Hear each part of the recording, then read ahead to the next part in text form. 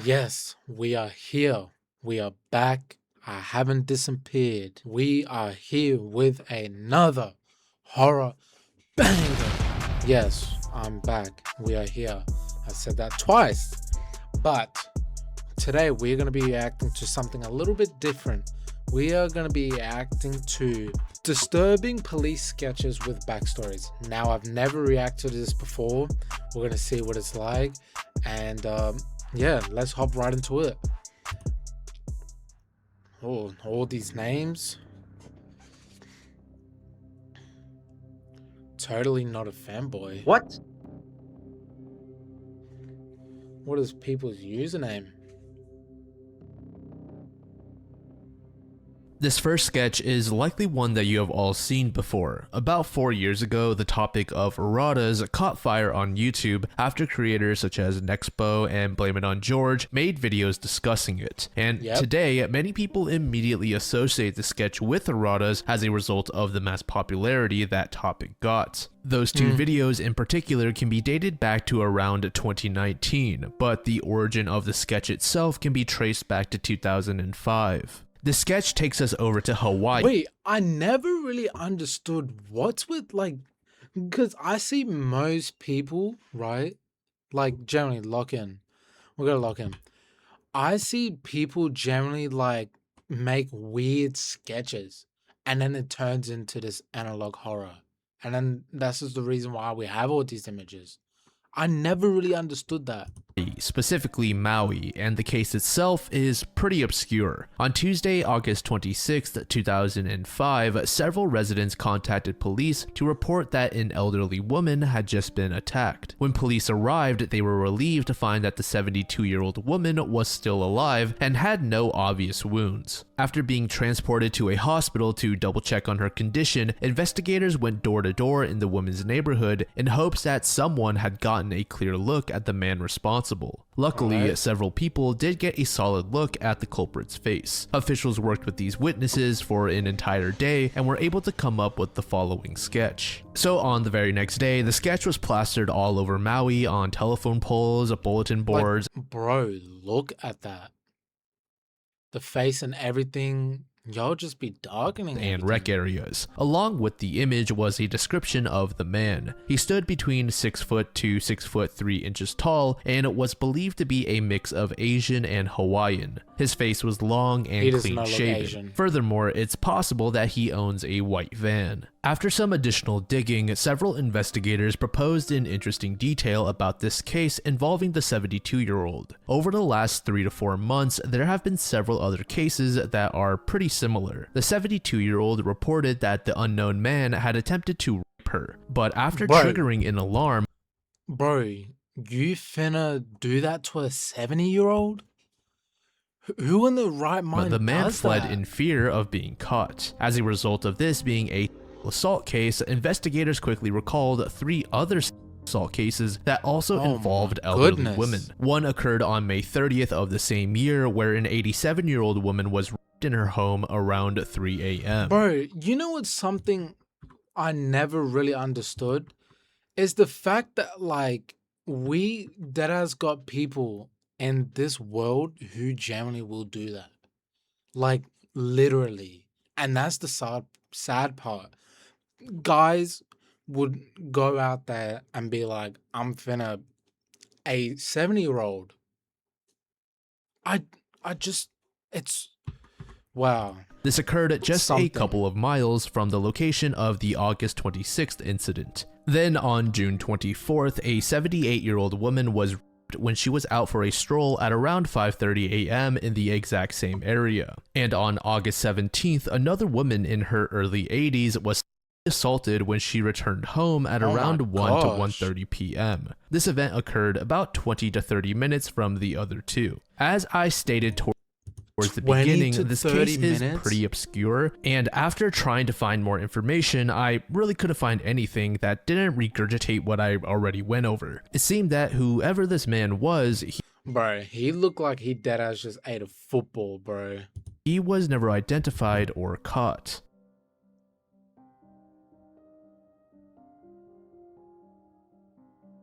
This next sketch is another case that takes place in Hawaii. On July 14th, 1995, in Maui, a man had brutally stabbed another person to death. The victim's name was Vilar Kabaking. The attack occurred early in the morning near the Haleakala Bro, watch this be some stupid, just stupid shit, bro.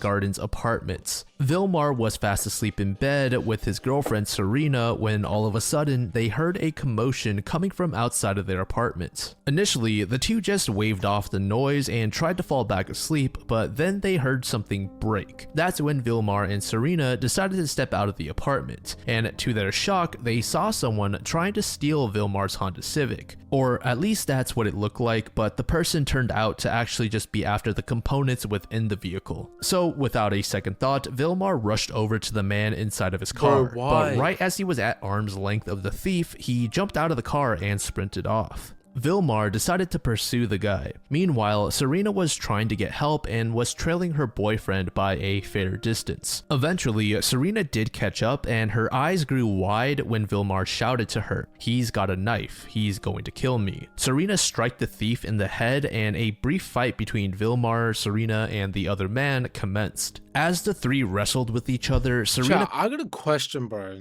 Literally, I got a question. Do you think situations like this, right? Let's lock in. If you were in this type of situations, what would you have done? Me personally, I would have just had a gun or something to defend myself and my loved ones. I'm not letting a serial go after me and my girl. Feel me? It's just not the type. I'm not doing that, you know? Lost the part.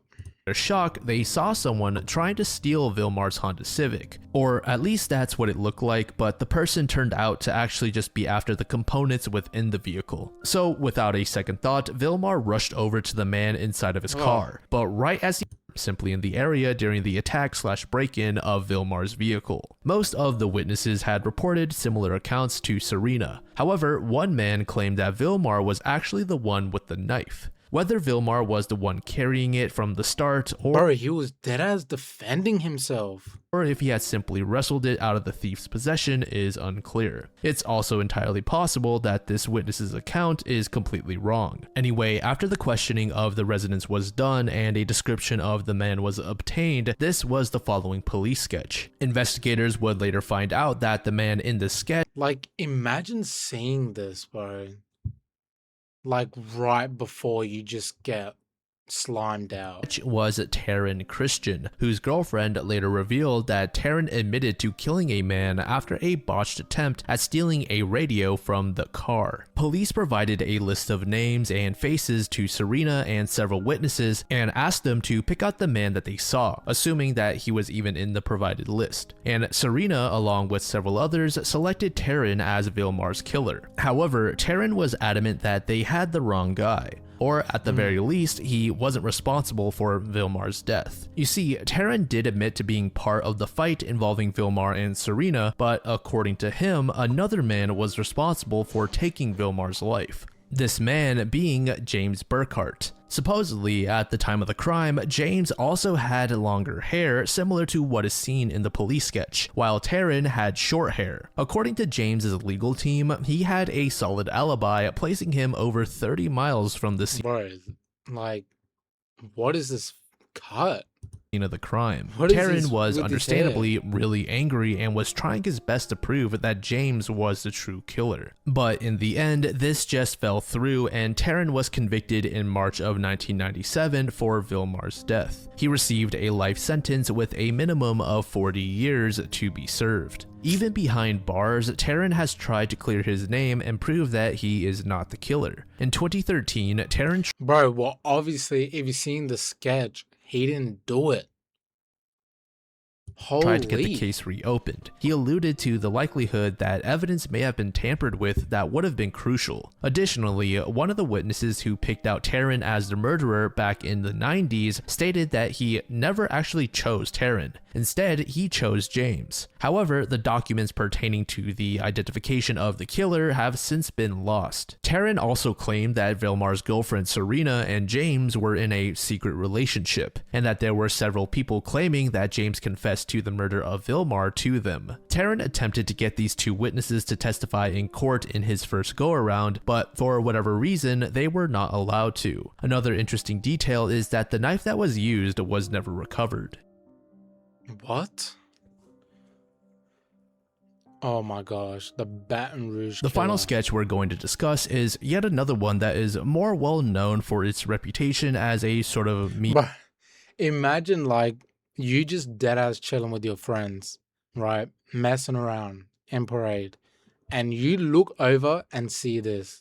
Like your friend is making this face. meme on the internet rather than for the killer underneath the sketch. We are going to be stepping back into the 90s to early 2000s where a serial killer took the lives of at least 7 to 8 women in or near Baton Rouge, Louisiana. Let's start by taking a look at one incident committed by a man named Derek Todd Lee in 2002 that involved a woman named Diane Alexander. One day in early July, Derek was taking a drive before pulling over in Diane's neighborhood. He got out and approached Diane's home before knocking on the door. Diane eventually opened up and said hello. Derek stated that he was lost and needed help with directions to get back home. Diane was skeptical and suspected that something wasn't right. But in that moment where Diane was thinking over her next move, Derek forced himself inside of the house and upon her and started beating her. Luckily, before Derek could finish off Diane, her son returned home. Derek heard a car pull up in the driveway and immediately took off out the back door of the house. But Diane's son, Alex, was able to briefly see Derek exit the home and into his car. Alex knew that this man was trouble, so he took off after him, but eventually lost track of the man. Alex returned home and saw his mother on the ground and rushed to call police. Diane would be the only person to survive their encounter with Derek Todd Lee. Both Diane and Alex were able to provide very descriptive details of Derek for authorities, which resulted in the following sketch. And if you recall at the beginning, I stated that Bro, you know what? Derek's crime crazy? spree. Like, if you look back at the sketch, you can kind of see the resemblance of the guy that we saw earlier. But the nose is too started thin. in the 90s, and the case with Diane occurred in 2002. So up to that point, authorities had a suspicion that maybe several cases were linked, and based on their evidence and research, a profile of the culprit was built, and police thought that their killer was a white male. As you would expect, this caused a lot of time and resources to be wasted on things such as DNA tests on people who had no involvement in their cases. Afterwards, the sketch of Derek was released to the public. Not long after, a woman living in Zachary, which is about a 30-minute drive from Baton Rouge, called police to report a peeping Tom. The woman gave the police a description, and when they heard the details of the man, they took a step back and asked themselves, hey, is this the same person in that recent sketch? The officers relayed the information with investigators in Baton Rouge and also informed them that this was possibly a man named Derek Todd Lee. So they also provided them with the Like, tell me that, like, this got to be him. The head, just not the nose. DNA evidence they had obtained from Derek in a previous incident. After double checking and just confirming that this DNA was indeed Derek's, police were eventually able to track him down in May of 2003 and then arrest him in Atlanta, Georgia. After his arrest, officials were able to tie Derek to the murder/assaults of Randy Mabrewer in 1998, Gina Green in 2001, Geraldine DeSoto, Charlotte Pace, Trinisha Cullum, and Pam Keenamore, all of whom were murdered in 2002.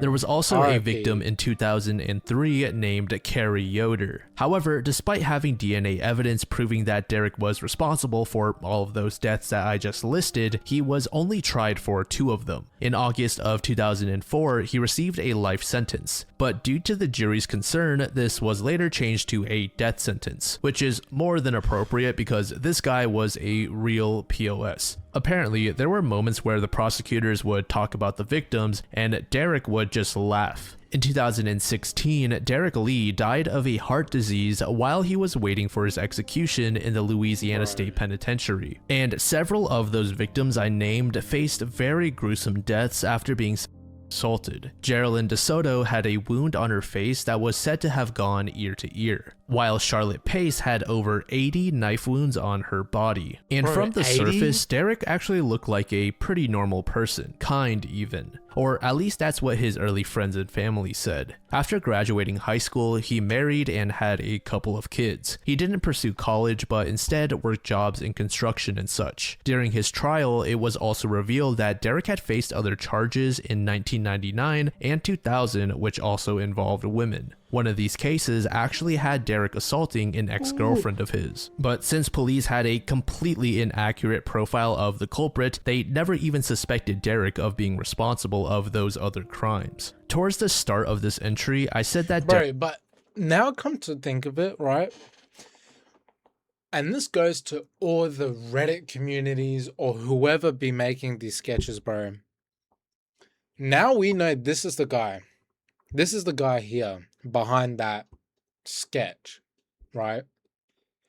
Why do y'all make it like he a demon? Don't get me wrong, he is a serial whatever he is, right? But y'all make it seem like he's like from not Earth, bro.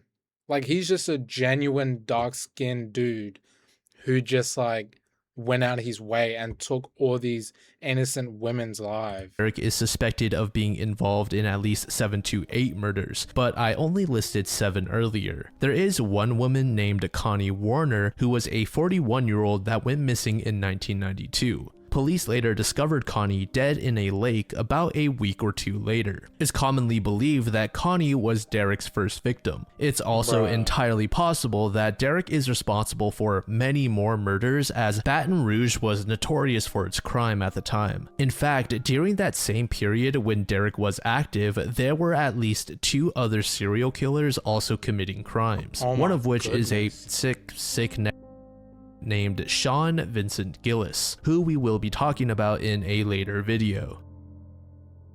Wow. Bro. I'm telling y'all, bro, like, RIP to all those people, man, you know, and condolences to their family, because they generally don't deserve it. They generally don't. Like, people actually go out their way in this life and just take people's lives for no reason. It's very sad, man. But you know what? That's going to wrap up today's video. Please like and subscribe. That's going to help out my channel a lot. Please comment down below what should I react to next. And we are going to be doing more serial killers or murderers story on this topic. Hope y'all have a good one. Please have a good night. Peace out.